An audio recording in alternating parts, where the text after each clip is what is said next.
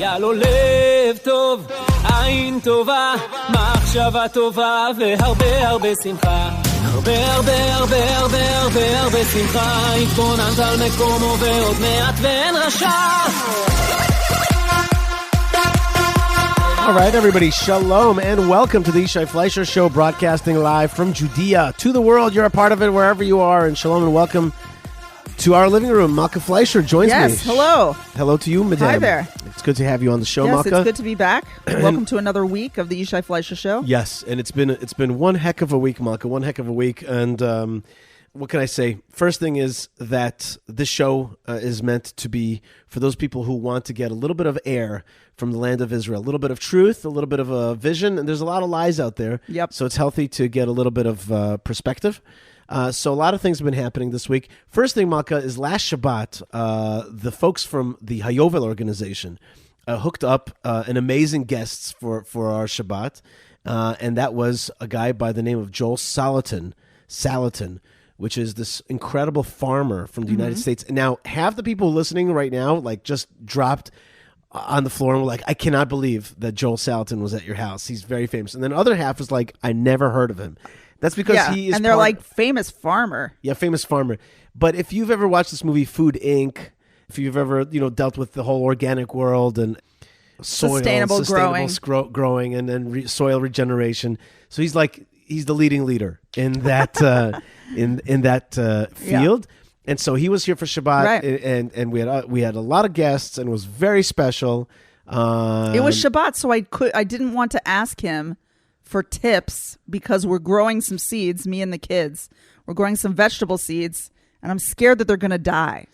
But I didn't get to ask him anything because on Shabbat, you're not really supposed to talk about that. But you did go Saturday night yes. to an event yes. that the Hayovel organization, which is really Bible lovers volunteering the land of Israel, organized in the South Hebron Hills for like 40, 50 farmers right. came to hear this guy talk about. And this was just one of many events. Right. And this man, who's very well known in his circles and runs a very successful farm in Virginia. But the point that I wanted to bring to this show right now is that here comes a non-Jew who's here in the land to share his knowledge and to help Israel and the Jewish people specifically, and specifically in Judea and Samaria, to be more successful in holding onto this land and greening this land and making it successful. And just, it was so beautiful. And it was not a coincidence that it was exactly after the Torah portion of Jethro. Yeah, well, just 1 week later. Right. Right, the Sabbath, the week after, right, exactly the week after. In any case, I thought to myself, because he was here for the week after the Torah reading. Last week's Shabbat was already a Mishpatim. But in any case, I thought that was very beautiful, and it was a big schut. It was a big merit to be with a real, a real knowledgeable person. Right, who wants to bring his knowledge to serve the Jewish people. That's right. And I explained when I introduced him also in synagogue when he spoke, I explained that, the non-Jews, we don't ask them about Torah per se. They're not going to tell us the secrets of Torah. And that's not their job. Right, how to grow our spirituality necessarily. Right. Well, you can also learn things for sure. You can learn but things also about spirituality from non-Jews as well. Yes, you definitely can. Yes. But I'm just saying that is not like the area of expertise. Right. Right. That's right. The Jewish people, that's what we're supposed to bring to the world. That's our part of the equation. That's our area of expertise. Right. But how to make the land flourish physically, you know what I mean? And then imbue it with that spirituality, great. You know what I mean? There's a chokhmah.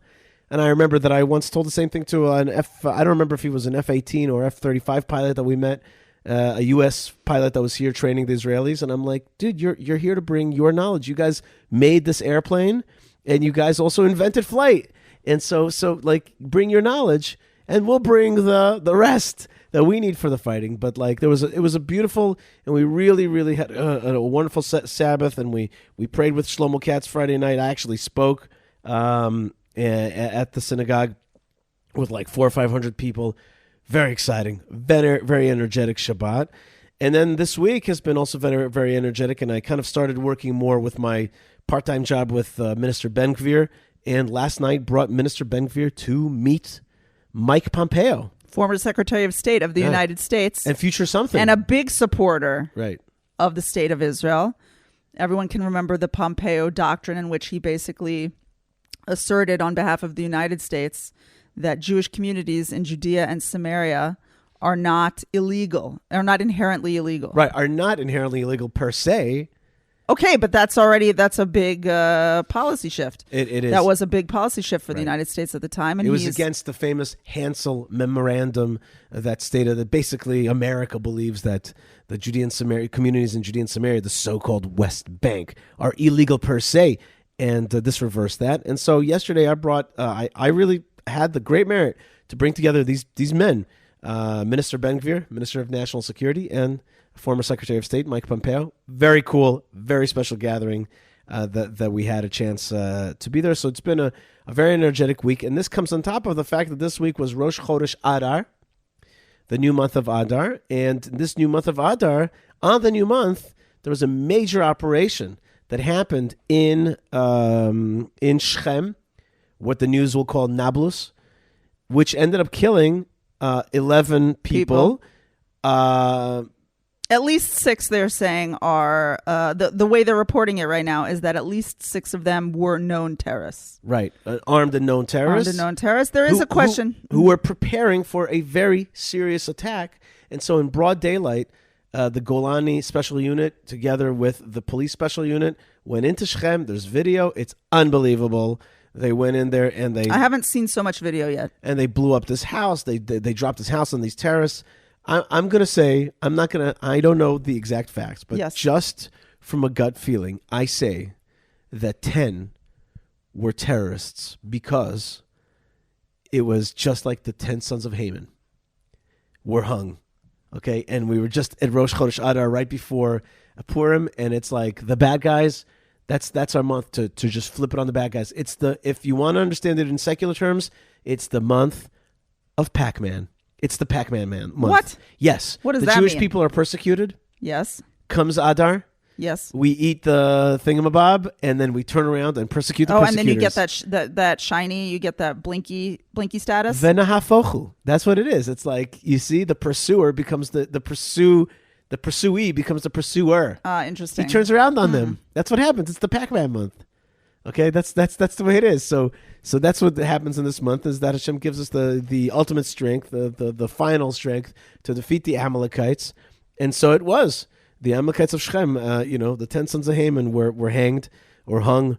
No, pictures are hung, people are hanged. Yeah, people are hanged, I think so, yeah. Yeah. I just want to say, though, that I think it's important to stop and note that there could have been non-terrorists or people not related at all to terrorism who were killed or injured. There were like 100 injured people. Right. Which is like, how? Like, I just wonder, there's no details about that have been made known to me anyway.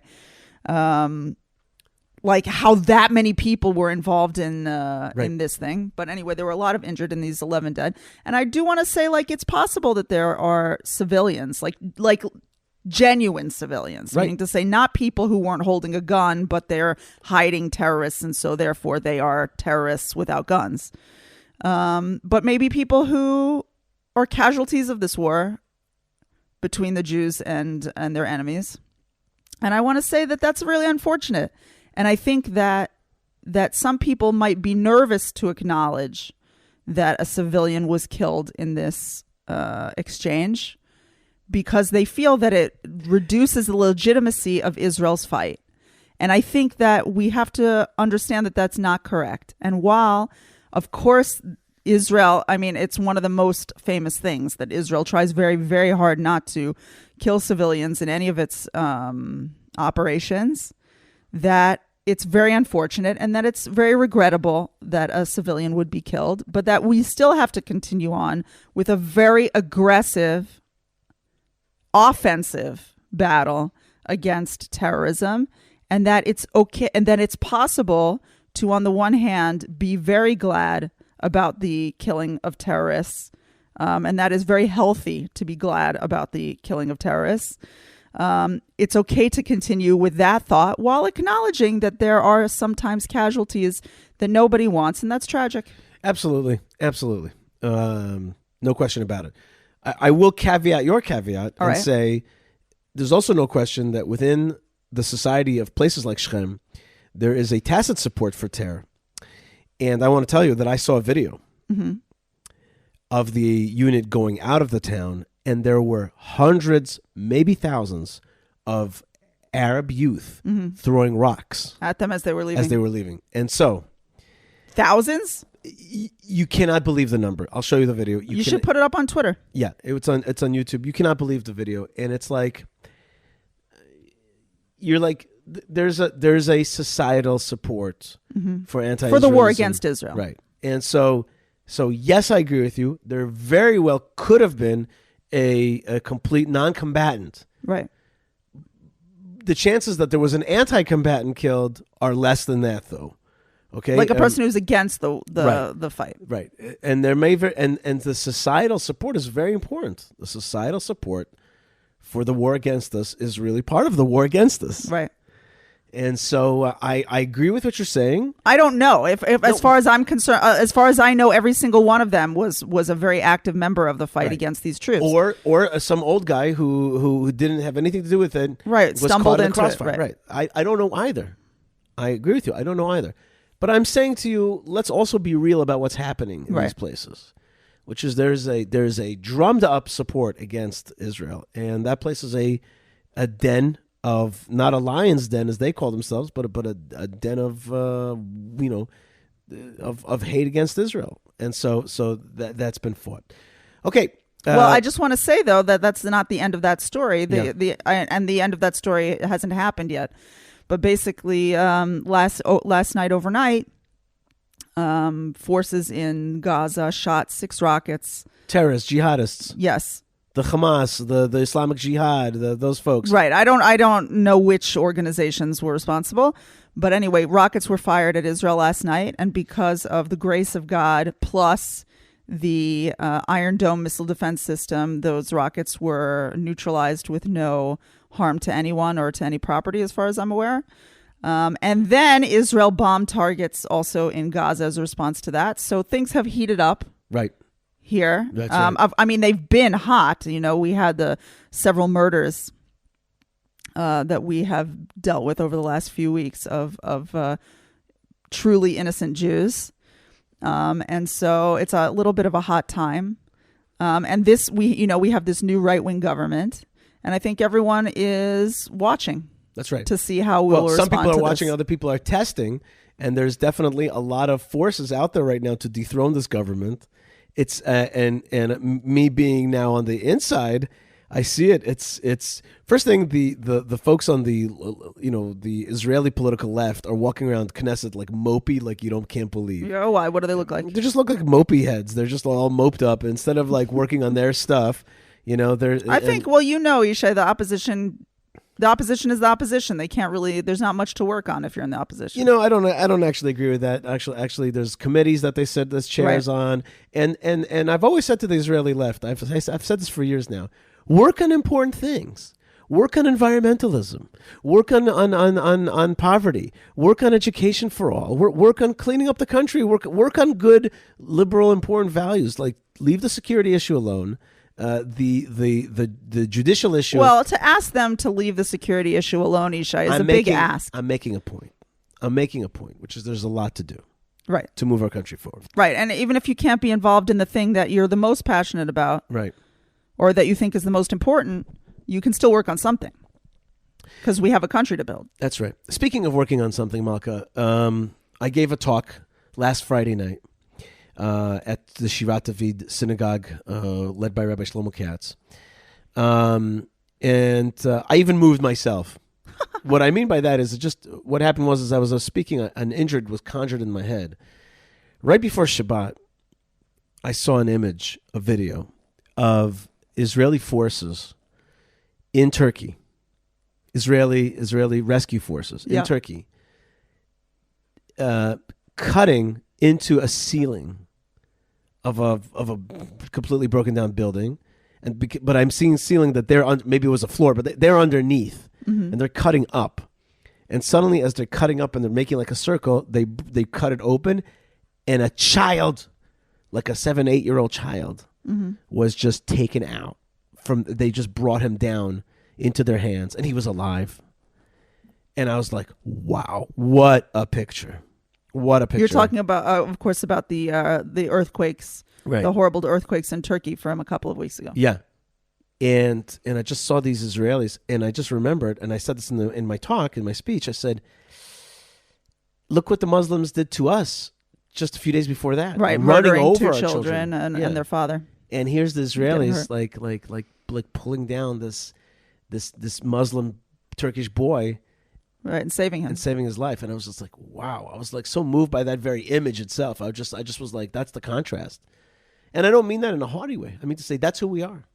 And our colleague Ben Bresky, who helps edit this show and also creates great history segments, has a segment about an earthquake that struck Israel, especially the city of Tzfat, over 100 years ago.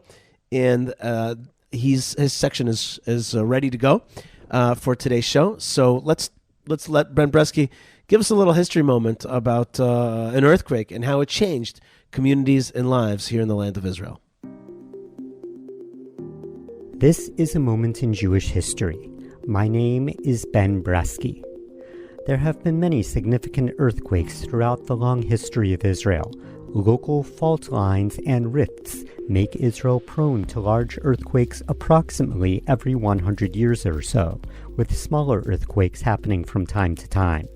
Due to the devastating earthquake recently in Turkey, which affected countries neighboring Israel and felt in Israel as well, the following is a brief overview of the 1837 earthquake, the largest in modern times. Known as the Tzfat earthquake or Galilee earthquake, it occurred on January 1st, 1837, the 24th of Tevet, 5597. Affecting mostly the northern city of Tzfat, which is also pronounced Safed. Between 5,000 and 6,000 people were killed, and many homes and buildings were destroyed. There was great devastation, but Tzfat recovered and continues today to be a destination for spiritual seekers. Jewish residents who suffered greatly were able to depend on their fellow Jews to help raise funds and help rebuild. A visitor to Israel named Carol Wilhelm Meredith Veld, in his book, Narrative of a Journey Through Syria and Palestine in 1851 and 1852, wrote the following. Fully 15 years have elapsed since that fatal day. The heaps of rubbish have been removed from the streets. The houses that were thrown down have been rebuilt. The gardens and fields where the birds of prey and wolves disputed with each other the possession of bloody remains of mangled victims again produce fruit and wheat as in former times. The families that perished have had their places taken by fresh emigrants, Jews transplanted from Russia, Poland, Germany, and elsewhere, and Safed, which, as Thompson has so expressly remarked, was and was no more. Safed is again. Safed is once more one of the principal towns of the Galilee, as it was in the days of the Crusaders and the Saracens. The disaster that befell Safed is forgotten. At that time, Tzfat was a major Jewish community, rivaling that of Jerusalem, a community of Sephardic Jews and Ashkenazic Jews divided into Hasidic and Perushim, or followers of the Vilna Gaon, lived in Tzfat. The Perushim were led by Rabbi Yisrael of Sklov. They saw their residence in the land of Israel, and Tzfat in particular, as part of their spiritual heritage and the first step in the coming of the Age of Redemption. Historians estimate 4/5 of the victims of the earthquake were Jewish. The old Jewish quarter of Tzfat is still located on a hillside, and back then had row above row of houses. When the earthquake hit, the rows of houses collapsed onto one another. One of the two synagogues that was left still standing and intact was that of the Holy Ari, Rabbi Isaac Luria, considered the father of contemporary Kabbalah. One of the survivors was Rabbi Avraham Dov of Averich, known for his famous book Bas Ayin. It was between Mincha and Mariv, afternoon and evening prayers, a time when most of the men were in synagogue when the tremors began. The Rebbe cried out to his fellow congregants to assemble to the ark, where they laid on the ground and began praying with all their might.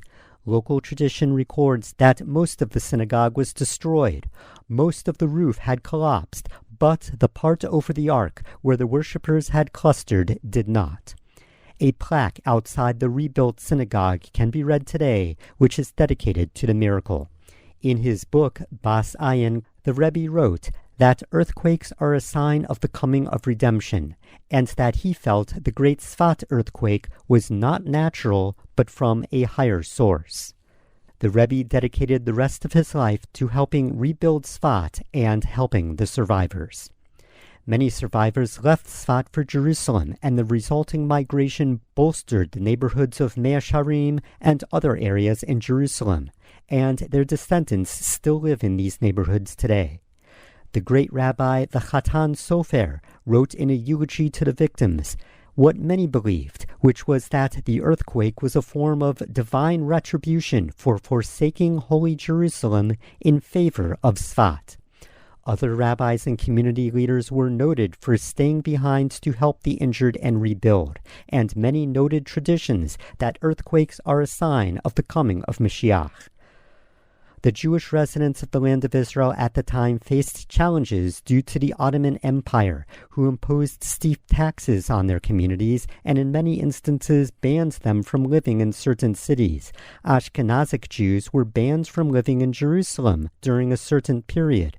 After the earthquake, the Ottoman authorities issued a special decree allowing Jews of all backgrounds to live in Jerusalem, and the majority of the Perushim left the north for Jerusalem. Was eventually filled by Jewish communities who immigrated to Israel, who helped revive Sfat. For decades afterwards, the Jews of Sfat still marked the 24th of Tevet as the date of the great earthquake. This has been A Moment in Jewish History. My name is Ben Bresky, and for more information, you can email me at bbresky@gmail.com. That's bbresky@gmail.com. Thank you for listening, and shalom. Thank you very much, Ben Bresky, and very interesting, very fascinating. And a lot of people love the Ben Bresky history segment, so thank you very much for that. Malkai, just one more topic I want to cover with you today, and that is there's these major protests going on in Israel, right, and they're also now involving economic things. There's some of these more liberal, left-leaning folks in Israel who are calling for actually economic boycotts. They're actually foreshadowing that they want their companies to leave Israel because it's becoming more of this. What do they call it? The word just escaped my head. Authoritarian and what's called state focused. Very state focused. I just forgot the word right now. You're you're not a Nazi. You're a fascist. Fascist, right? It's fascistic, right? Sorry, the word slipped my mind.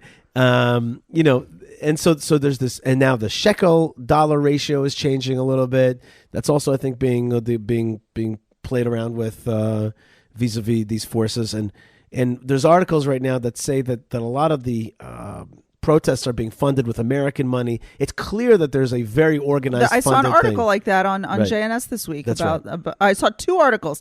One of them was, I can't remember one of them, but the other one was by Carolyn Glick, who details how the Biden administration is funding the protests against our government.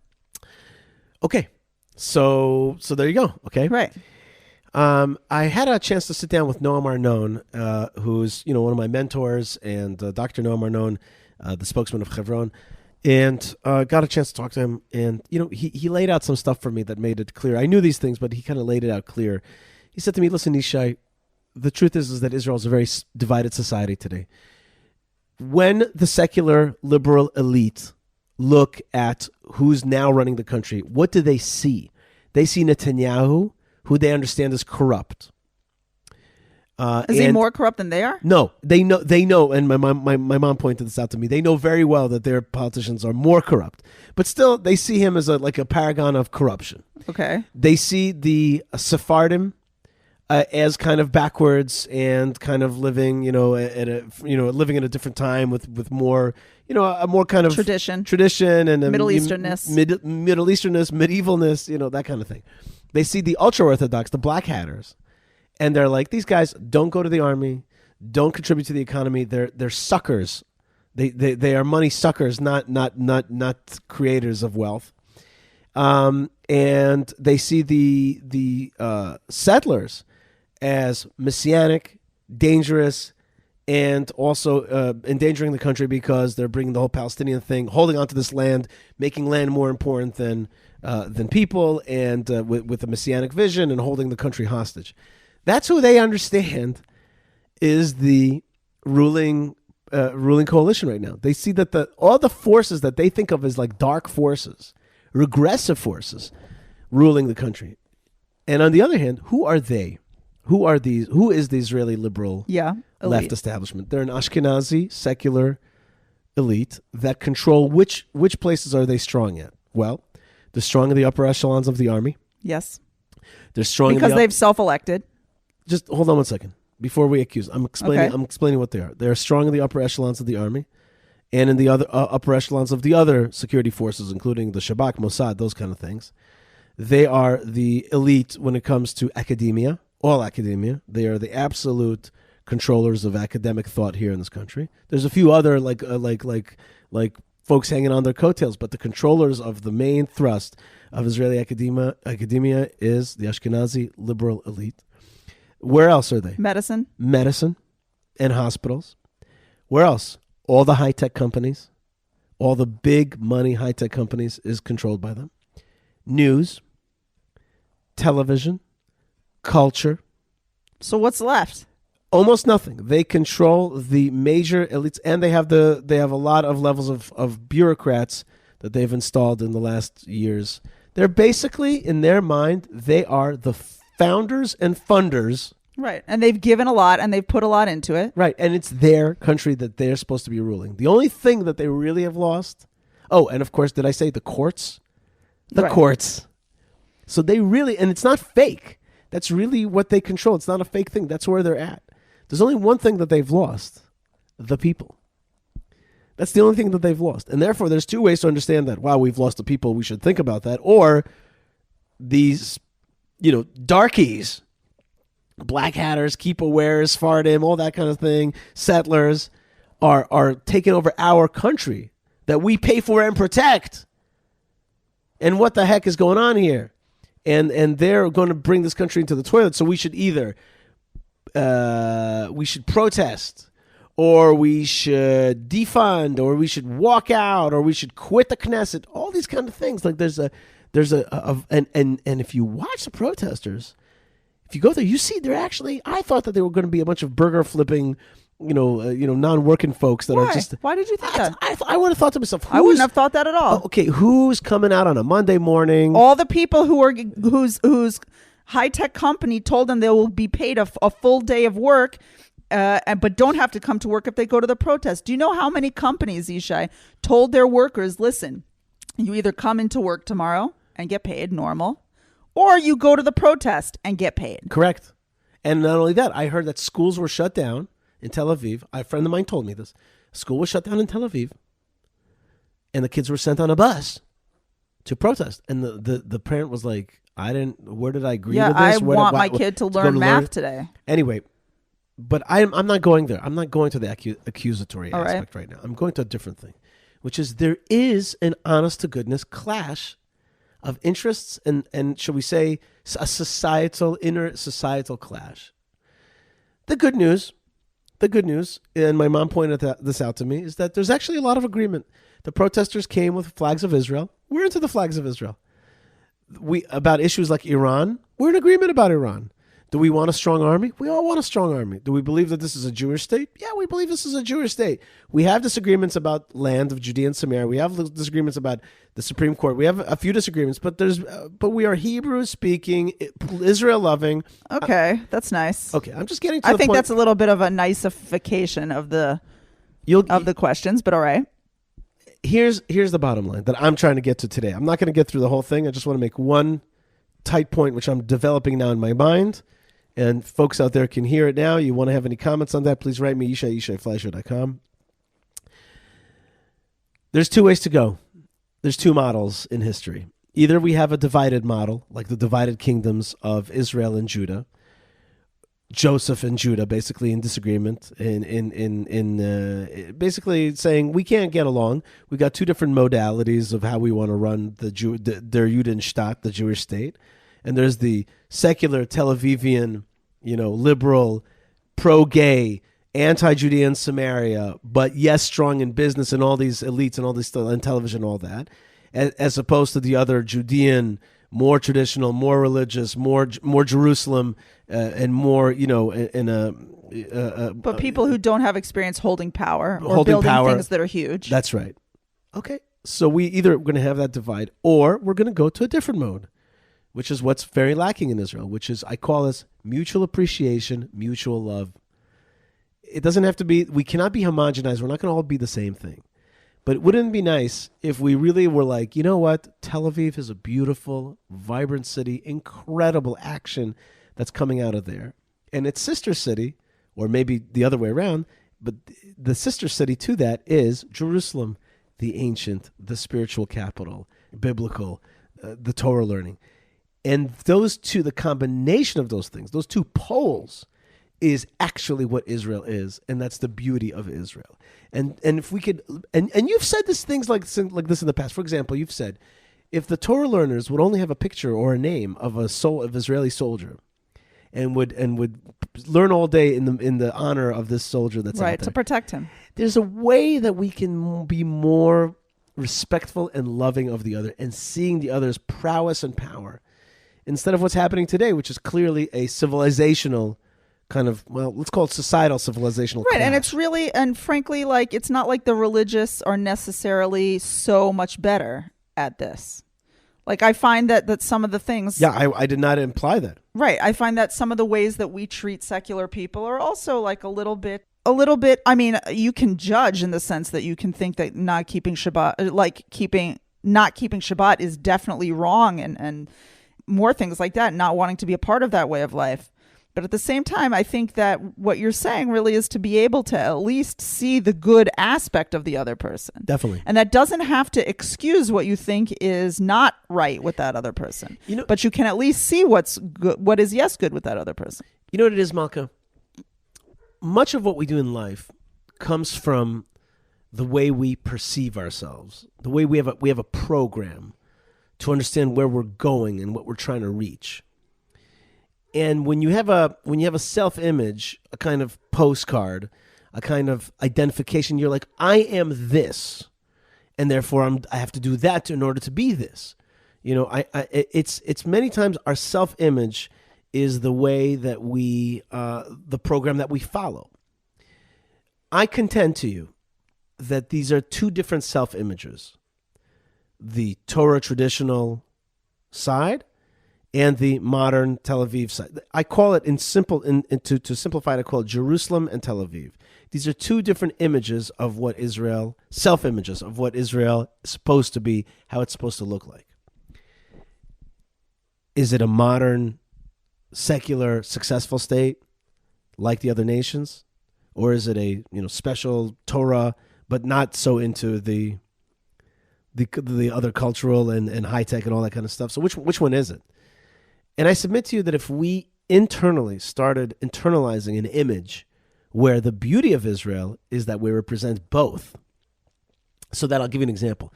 Let's say a secular person gets a visitor from America. Yeah. So he goes, I'm going to take you to the beach. I'm going to take you to the high-tech centers. I'm going to take you to Tel Aviv. And then we're going to go for Yerushalayim. We're going to go to Yerushalayim and see, and see the yeshivas there and the shuk and the kotel or whatever it is. We're going to have a spiritual day. I think there are plenty of people like that. Yes.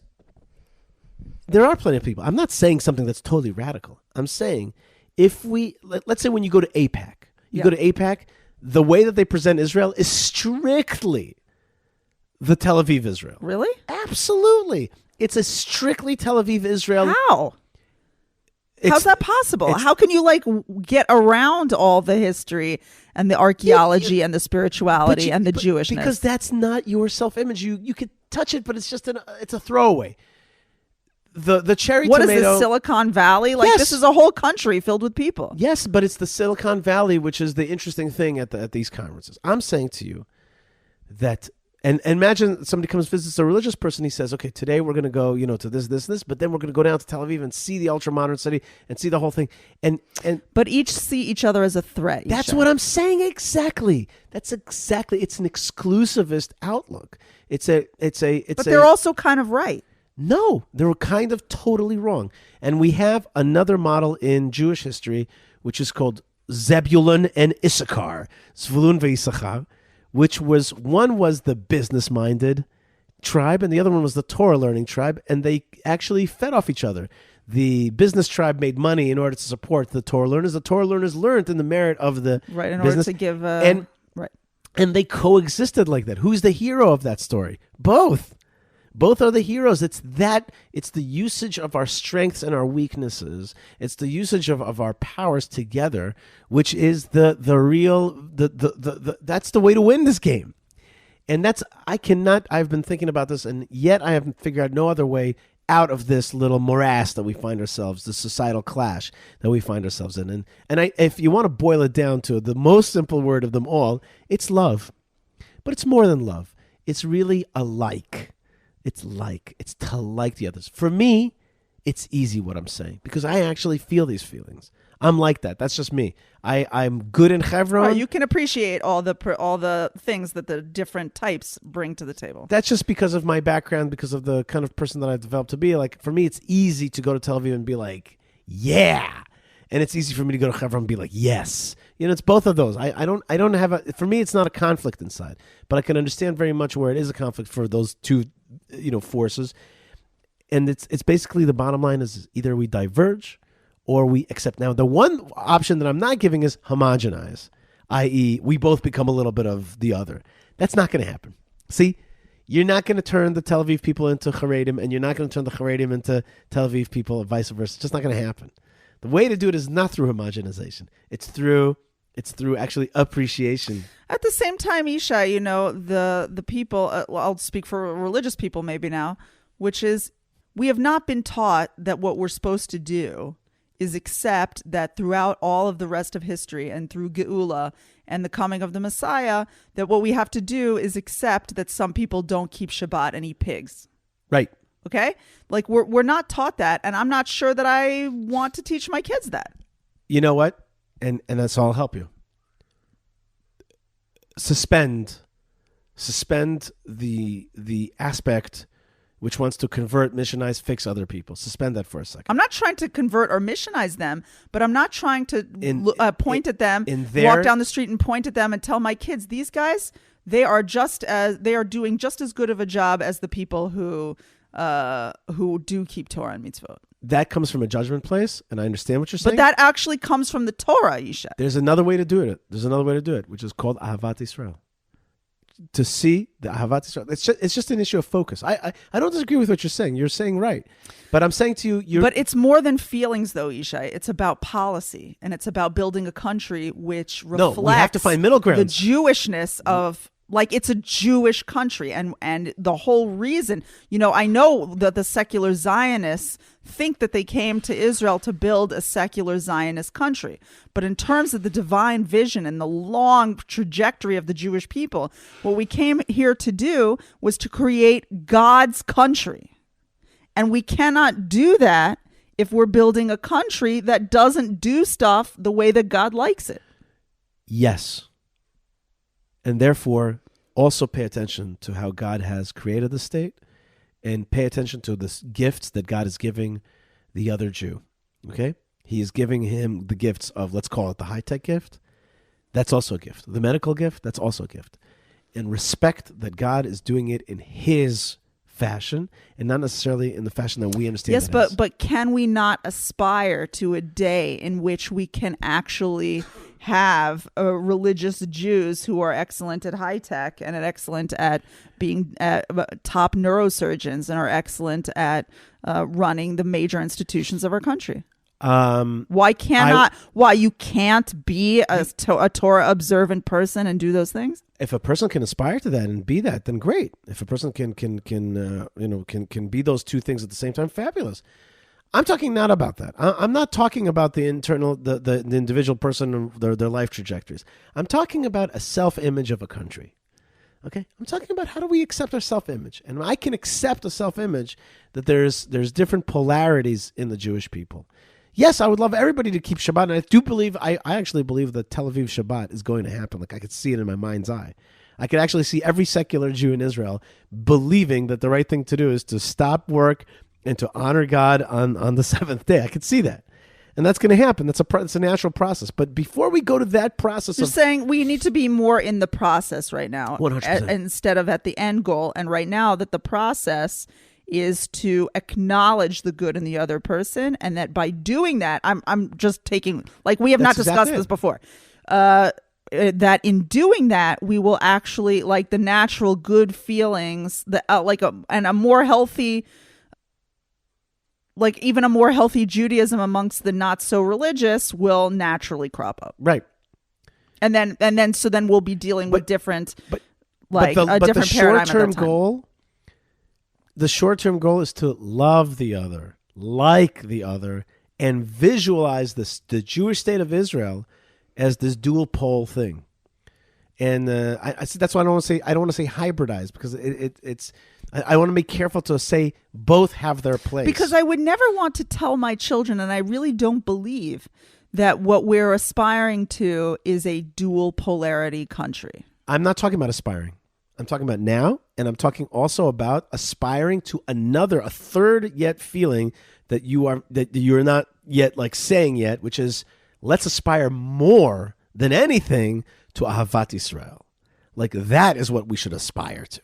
Like, and before we make everybody from religious, let's aspire to within ourselves and within the other, aspire to a love of Am Yisrael.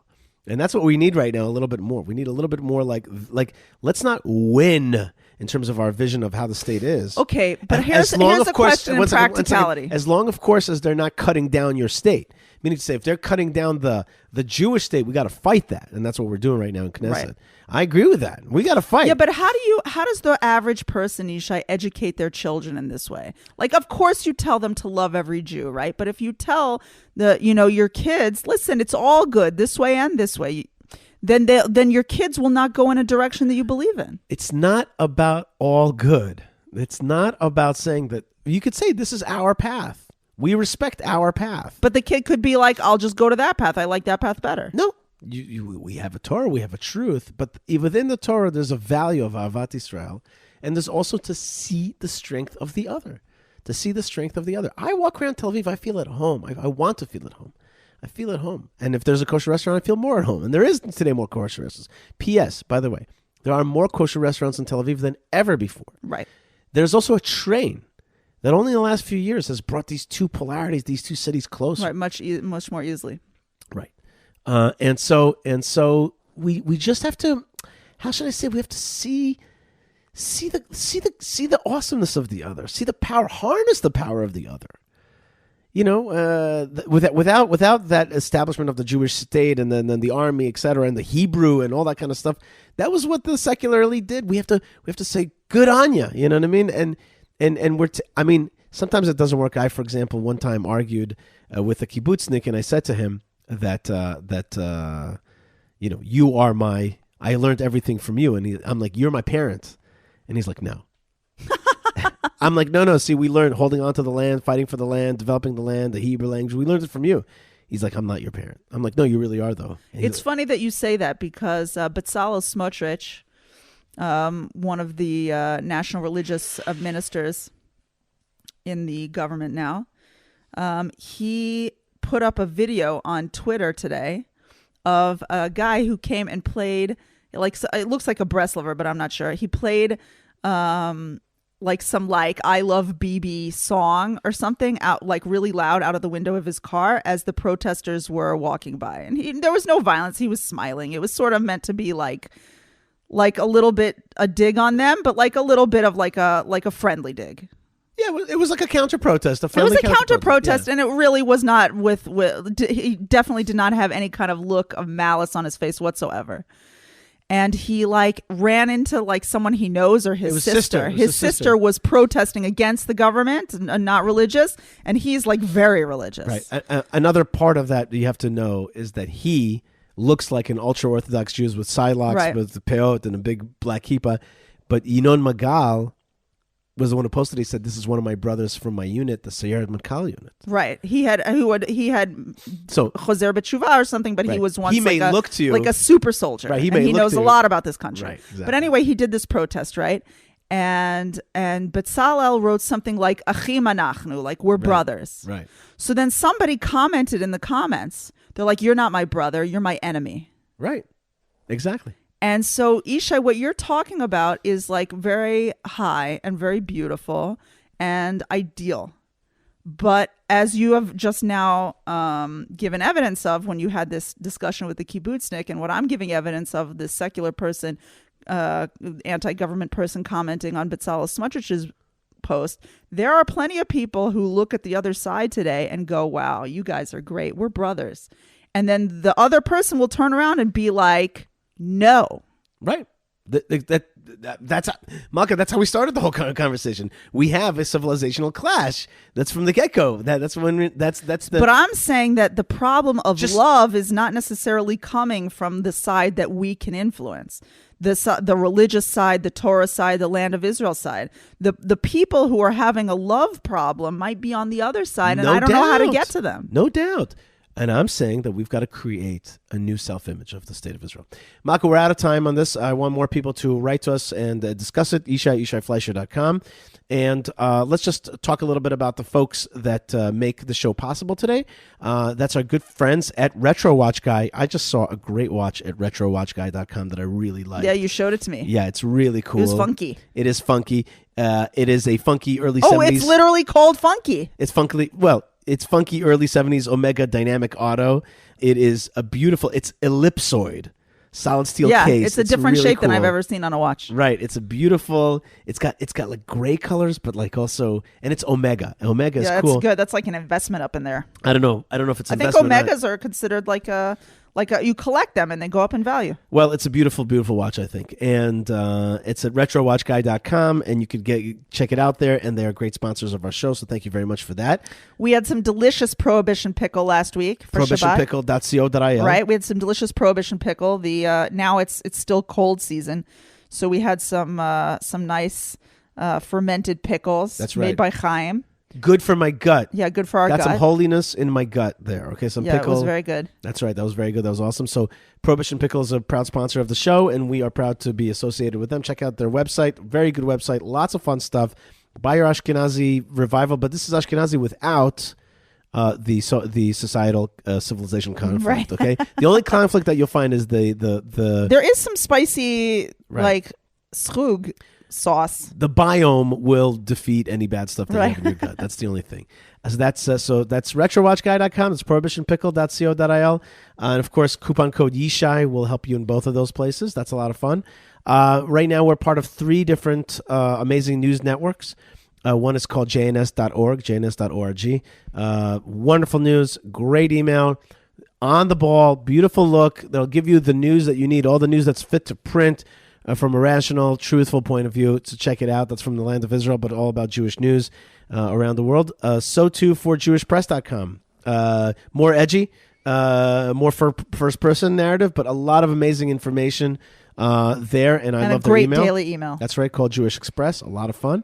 And for the more biblically inclined, there's a news website out there called Israel365.com. And they have great promotions as well of supporting orphanages and different things. And they come out with the Israel Bible, the IsraelBible.com. And if you use coupon code Yishai, you get 10% off of God's holy word in beautiful print, beautiful translation, beautiful transliteration, beautiful commentary about the land of Israel. So that's all there. So those are 3 great networks that you definitely want to be connected to. And so that's a way to touch Israel every single day from your keyboard or wherever you are around the world. Another way to touch Israel is when you get here, Go up to the Temple Mount. Don't miss it. Don't miss checking out the Temple Mount. It'll change your life and your spiritual inner content. Like after you eat a Prohibition pickle, put on a Retro Watch guy, read a little bit of news from the networks, then you go up to the Temple Mount. Forget about it. You're a totally different person. All we ask you is to take a dunk, wear the proper shoes, go with the right people, and the right people are highonthehar.com. High, H-I-G-H, on the Har, H-A-R, highonthehar.com. They will make a difference in your life, and you will be spiritually suntanned forever, and your life will change. So go to the Temple Mount and check out my good friend MJ and Rabbi Levi, who made such a difference in this world by creating this organization. And then when you finish with that, of course, you cannot go to see God's face without seeing his beloveds, and that is the forefathers and mothers. They are buried in Hebron. The Hebron Fund keeps Hebron strong and tours you in Hebron. Please don't miss our amazing tour by the one and only Rabbi Simcha Harbaun every single week from Jerusalem through the tomb of Rachel to Hebron and back. It's an amazing product. People never forget that tour. People never forget it. Hebronfund.org /tour. Hebronfund.org is the website. All the difference in the world to strengthen the mamas and the papas. You can also strengthen what Yishai and Malka are doing, YishaiFleisher.com. There's a donate button there as well. You could also let people know that you love this podcast by sharing it, by doing all the stuff, making a comment, or buying us a cup of coffee, like Krista. Thank you, who Krista. supports us strong through the Buy Me a Coffee platform. Yes, we're fully caffeinated. Thanks to Krista. That's right. BuyMeACoffee.com /Yishai. That's the way to do it. We also want to thank our good friends Ben Bresky, Yocheved Seidman, Moshe Herman, Tabitha, and Lou when we're live for helping the show get out to the world and be strong. So thank you to the folks that are behind the scenes that make the show happen. You're awesome. Thank you to the Land of Israel Network, started by Ari Abramowitz and Jeremy Gimpel. Great folks that make the Land of Israel flourish on the farm. You know about their great work and their weekly fellowship. So a lot of good folks are involved, and it's such an honor and a pleasure. And now, Malka, the show continues. Yes. I've got two more interviews that I want to play for you. One is with the one and only, one of the greats of our time, yes, Rabbi Stephen Przansky. Ooh. He's one of my favorites. Wow. He's just a person that I just think is well-spoken, well thought out, and a leader. And he puts his money where his mouth is. He puts his mouth where his money is. He made Aliyah. He was a great rabbi in Teaneck. Now he's here. And I met him at the Besheva conference. And right after that, you're going to hear from another superstar, and that is Josh Reinstein of the Israel Allies Conference, Israel Allies Coalition, that I bumped into in the Knesset at a very pregnant moment in the Knesset. So that's two interviews that are coming up, and we'll be back right after those to say goodbye. Lots of love. Stay tuned, stay connected, stay part of the story forever, because that's what it is. When you're plugged in, you're plugged into Netzach, to eternity and forever. Malka Fleisher, thank you so much. Shabbat shalom. Shabbat shalom, madam. God bless you. And we'll be right back. Amen. All right, folks, Yishai Fleisher here. I'm at the Besheva conference. That's the Arutz Sheva Israel National News conference, yearly policy conference. And, I worked at Arutz Sheva for 7 years. I remember when this conference was just starting. I even I helped in this conference originally. Now I'm here as a visitor, checking out what's going on. And the conference today is in the Vert Hotel in Jerusalem, close to the central bus station, between the bus station and actually the Knesset. And it's also the scene of a lot of interesting speakers, but also the scene of a protest that has actually entered into the hotel lobby and making noise. Maybe you can hear it a little bit in the background. In the audience, a lot of interesting people, including Rabbi Stephen Przansky, one of my favorite rabbis, a great rabbi of Bnei Yeshurun Synagogue in Teaneck, emeritus now, formerly. Now he made Aliyah, moved to Israel, as he promised he would. Also a great lawyer, and also a person who I actually enjoy his lessons very much on podcast, including a great series on King David, on the book of Samuel 1 and 2. Excellent stuff. Rabbi Stephen Przansky is also known as a social commentator, famous for not being tight-lipped, but telling you what he really thinks. Rabbi Przansky, I think you're in a unique situation right now, unique position, to be able to give me a perspective on Israel a little bit, still as a fresh insider, with still some of the perspective from the outside. Here we are sitting in a hotel lobby, protesters, pushing in with their horns and their drums, blazing their things, and a nationalist conference, a right-wing conference, left-wing protesters. What's the atmosphere in Israel right now? How are you reading this whole thing? Well, Yishai, nice to be here with you. This is actually probably my 7th or 8th conference. I used to travel from America in order to participate in the conference for 2 days in years past. And now after hiatus, I'm back.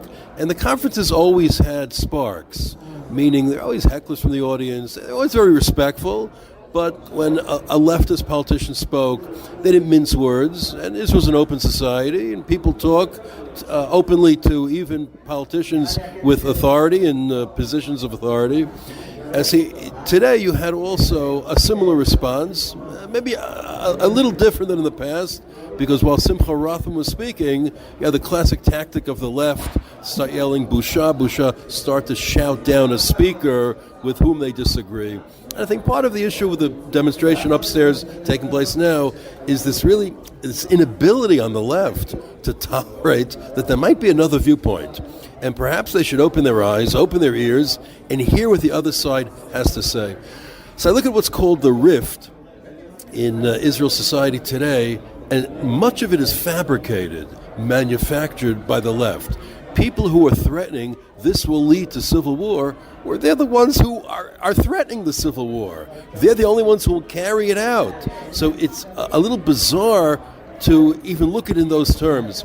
It's as if I had a dispute with you, and we're at 10 paces, and I say to you, one more step from you, and I'll break my leg. And you take another step, and so I break my leg. I can blame you for breaking my leg? I was the fool who broke my leg.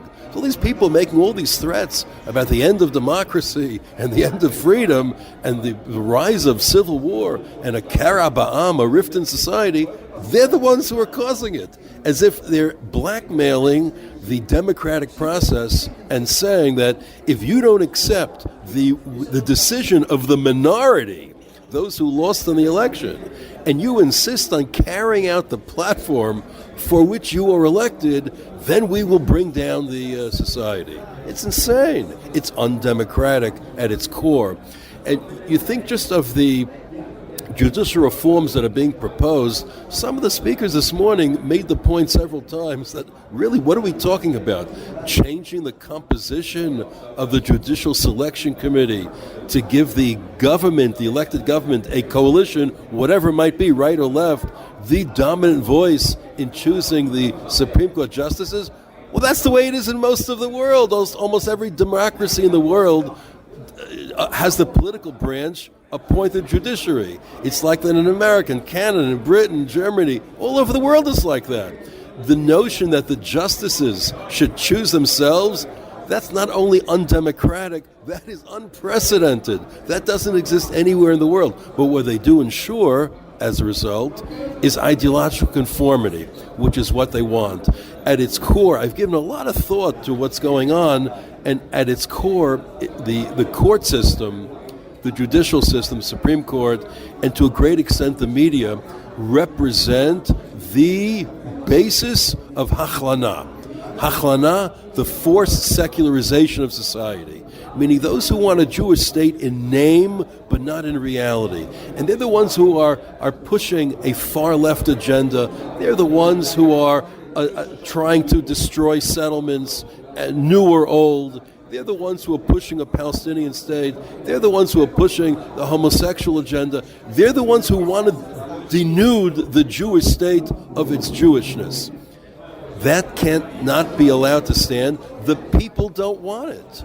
The democracy voted, we want a Jewish state, we want a democracy, and as a result, we need these reforms in the judiciary to ensure that it remains a democracy. It's unheard of in any place in the world that you could have such an individual as an attorney general dictate to the government who should be ministers, what laws should pass, what laws should be overridden. It's unheard of to vest so much power in one person without any constraints or balance or accountability.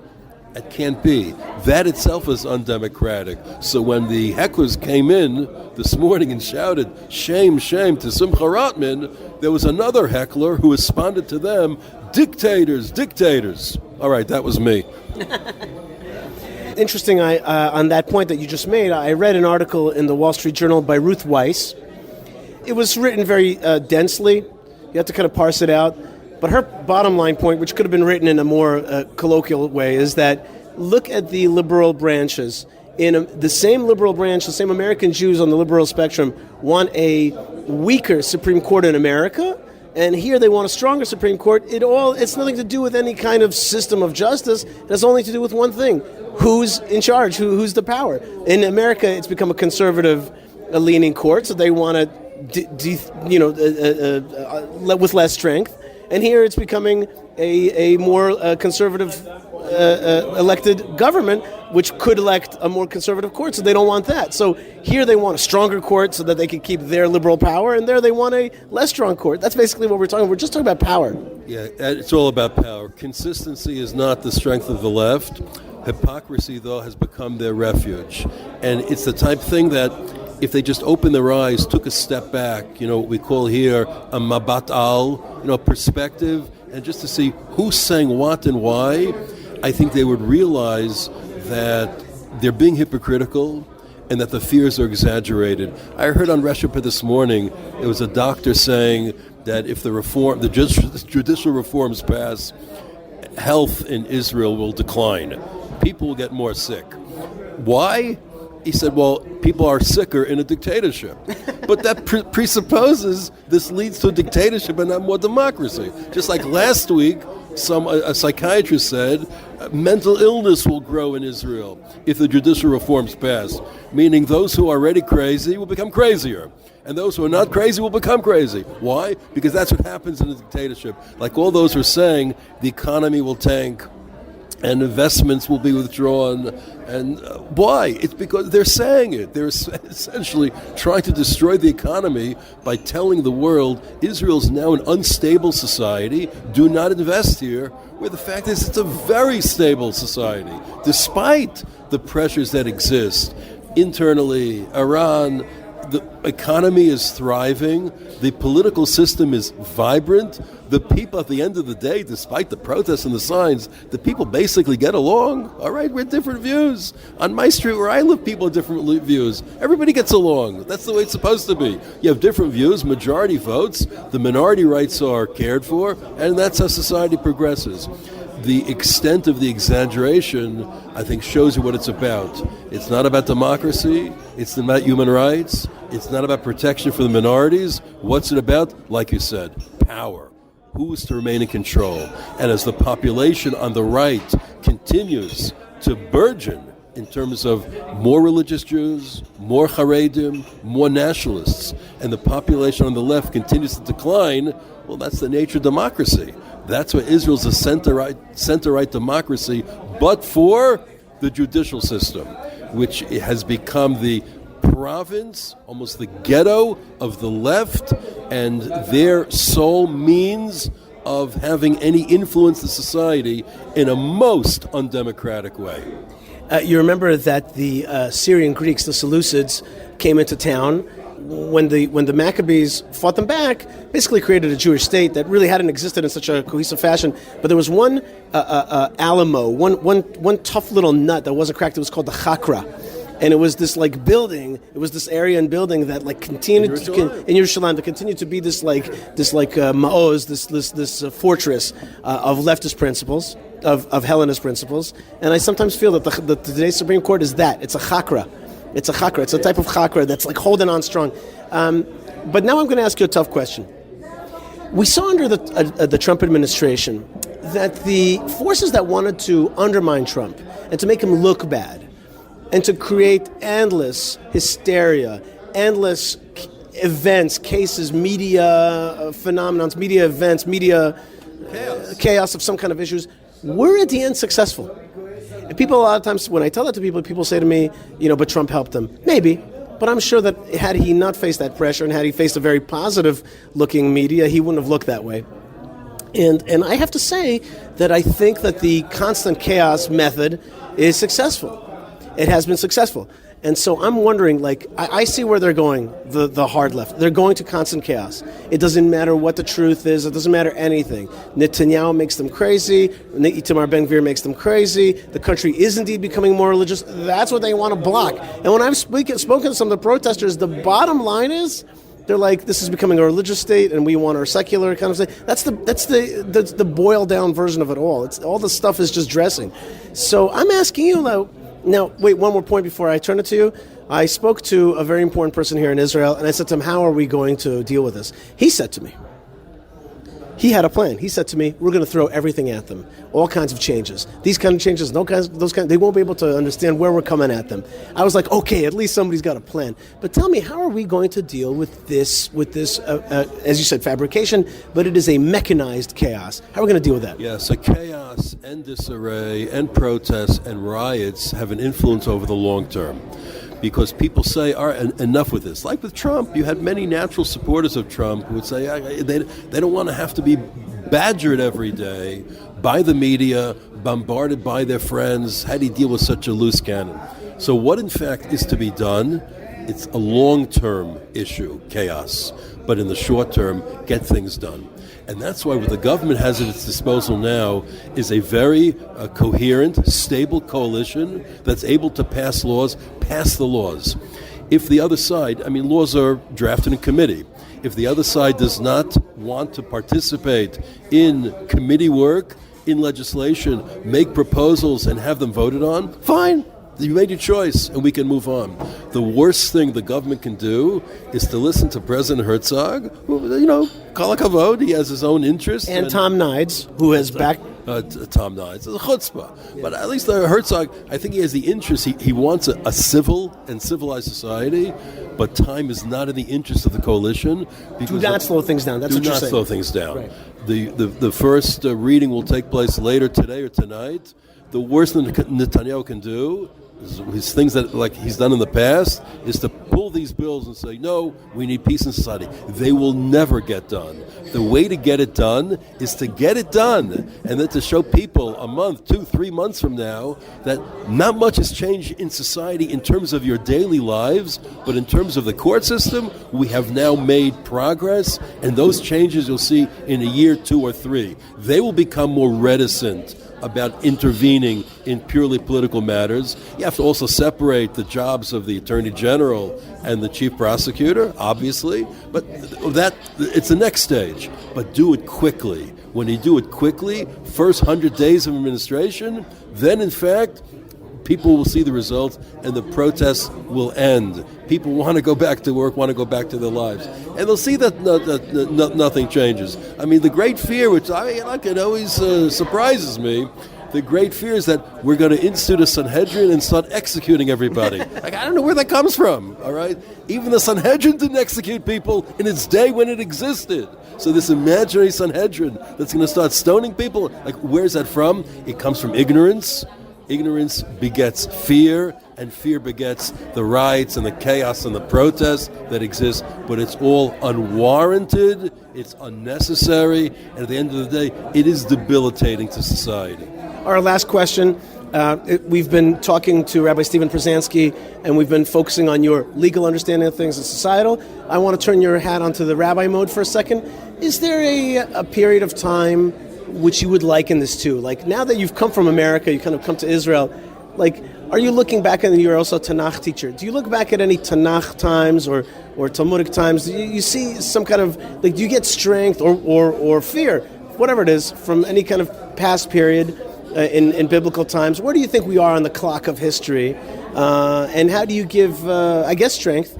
I don't want to put words in your mouth, but how would you give us strength from a Torah perspective, from a God perspective, of what's happening here, the Jewish state reborn in the land of Israel? Right. History does repeat itself. Never exactly as in the past, but it does repeat itself. And you know what they say, or what I say, those who don't learn from history are doomed to hear the name George Santayana. All right? That's the reality. If I could find a period in our history which is analogous to today, it obviously has to be the Shivat Zion, the return to Zion at the beginning of the Second Temple era.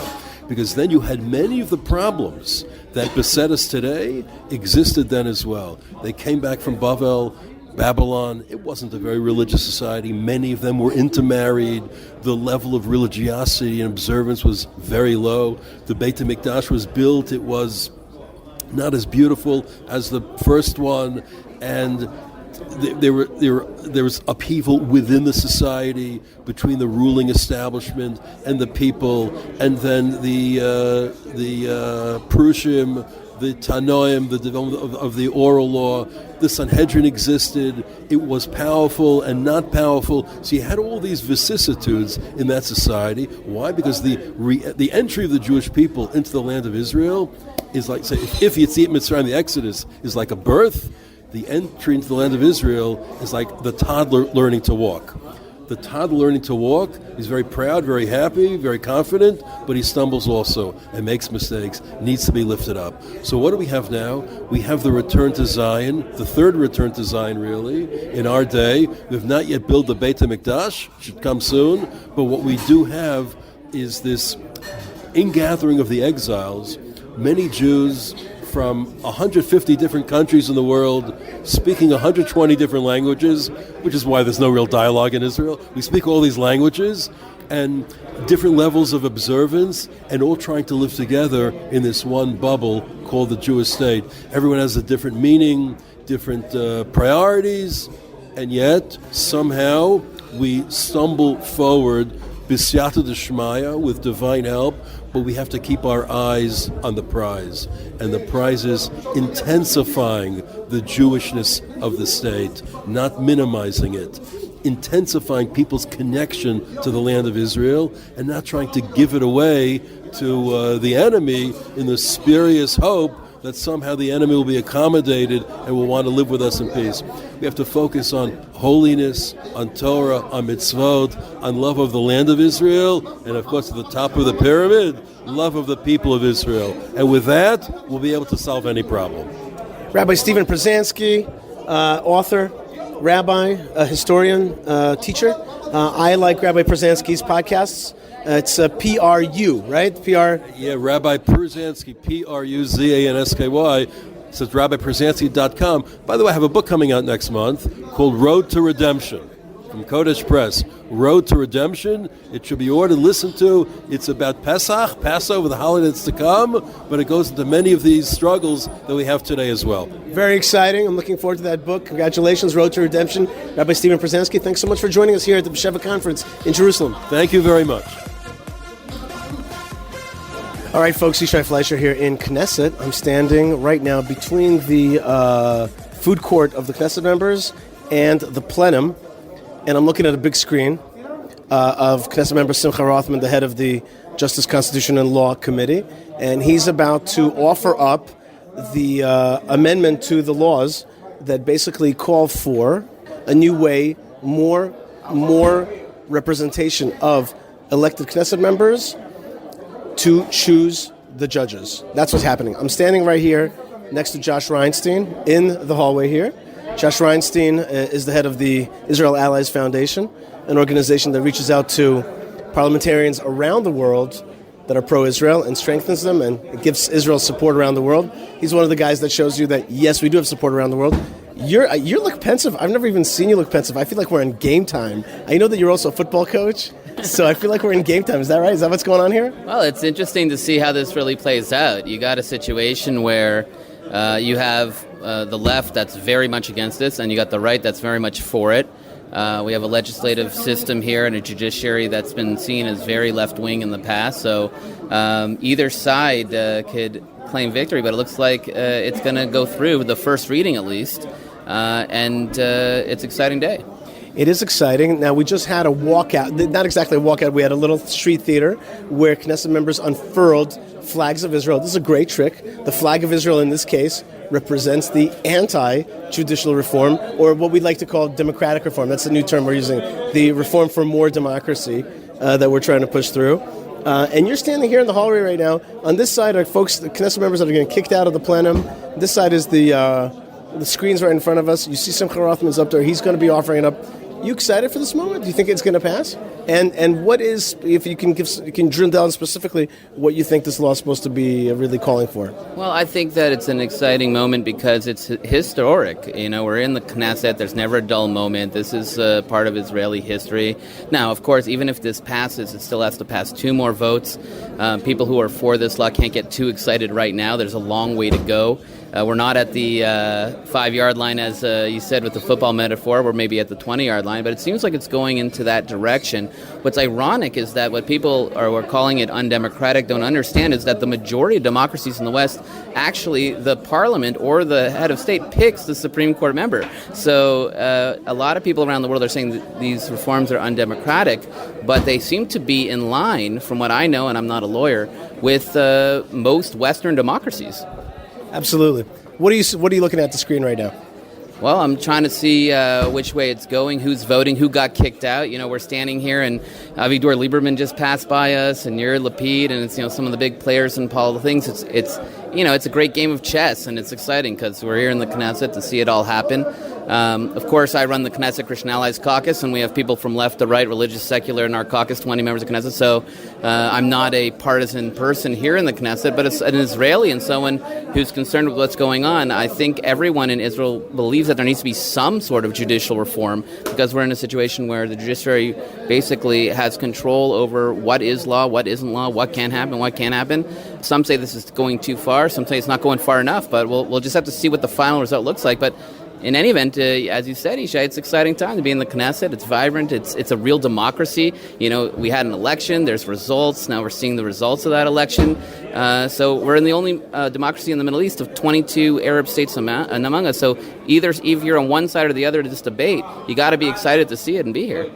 Absolutely, and what's interesting is that when I walked into to the Knesset today, there was a huge protest rally outside, and it was very raucous. And then when I moved through the area, I got through all the protesters. I smiled at everybody, I waved, and I was just being in a good mood. But then when I came to the Knesset, it was quiet inside here. I was happy, and now I see the protest welling up in here. So yeah, you're right. It is definitely an intense. I'd like to add something to that because I think that in the media they're trying to make it look like we're being moved right now from our place by the Knesset guard.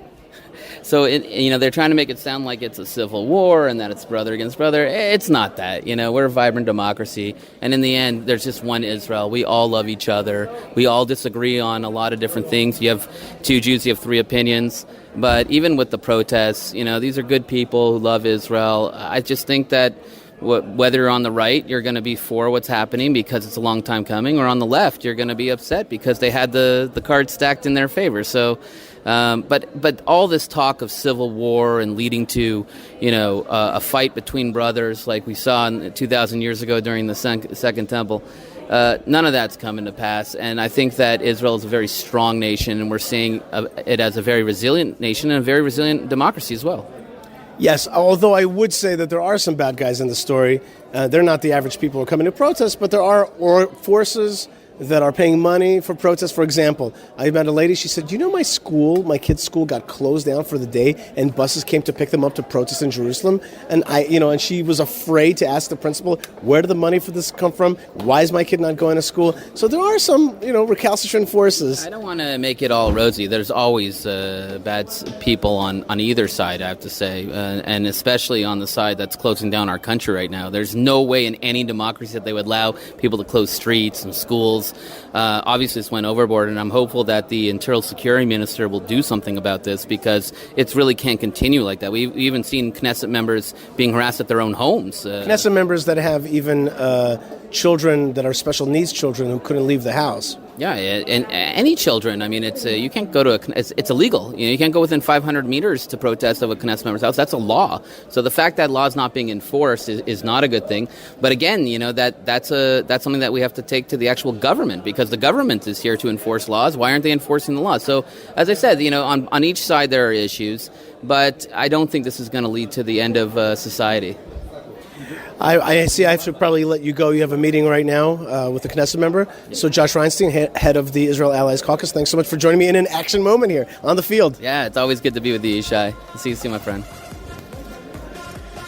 All right, folks. Thank you very much to Rabbi Stephen Przansky and Josh Reinstein. Thank you very much to Malka Fleisher. Thank you so much for joining me. Thank you. It was great. It was great. Just one last little thought I want to make before we go, a little table Torah. In this week's Torah portion, we hear about the building of the menorah, about the creation of the menorah. So this is the first inkling we have of the menorah. And it says about the menorah that Moshe Rabbeinu had to do the way he was shown on the mountain. Our sages tell us that he did not understand what he was being told about how to build the menorah. When it was just verbal dialogue from God to Moses, it was very confusing. Try to imagine that you don't know what a menorah looks like.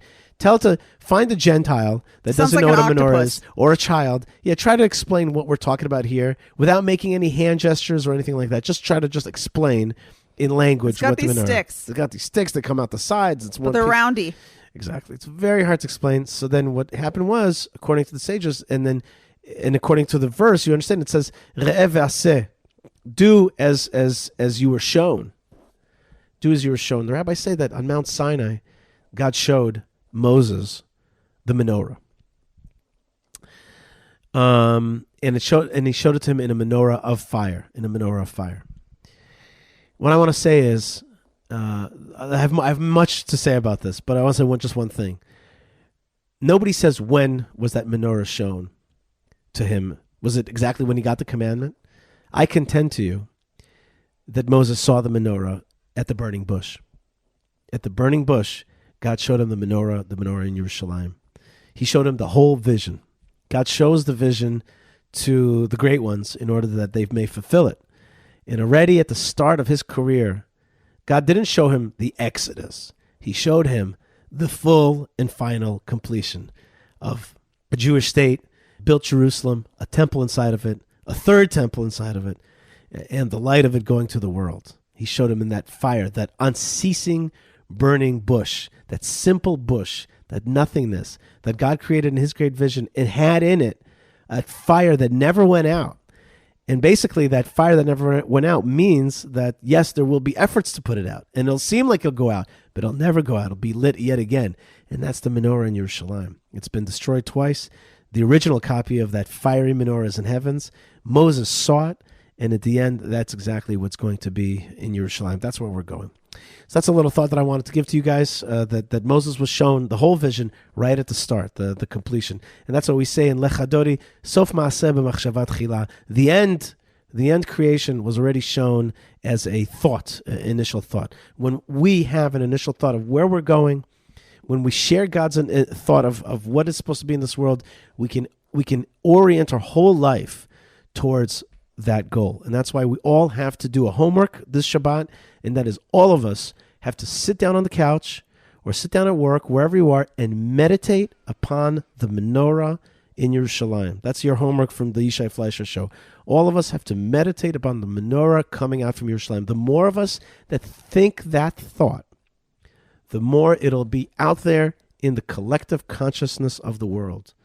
We have to put into the collective consciousnesses of the world good thoughts, big thoughts, the thoughts of light, of God's revelation. And the ultimate vision of God's light and revelation from Jerusalem is that menorah. And that's why it's so important to understand that Moses saw it. It's because all of us have to see that as well. So your homework, if you choose to accept it, is to imagine that menorah. And if you want to send me a picture of a menorah or a drawing or a thing that's in your life that's the menorah, the light of Israel, the light of God coming through Jerusalem, through Israel, to the world, and all of us sharing in that light, please send me an email with that picture, yishai@yishaifleisher.com.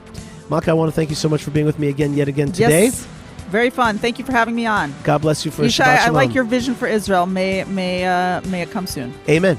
Amen. It's not my vision, it's God's vision, and he's just sharing, he's channeling it through us. And that's the greatest gift of them all, is when you have a little bit of channeling of God's vision for this world. All right, folks, more great stuff is on the way. Stay tuned, stay calm, stay collected, stay part of the story, and stay strong, and stay vigilant, and stay bright, because the light is channeling through you. Shabbat Shalom.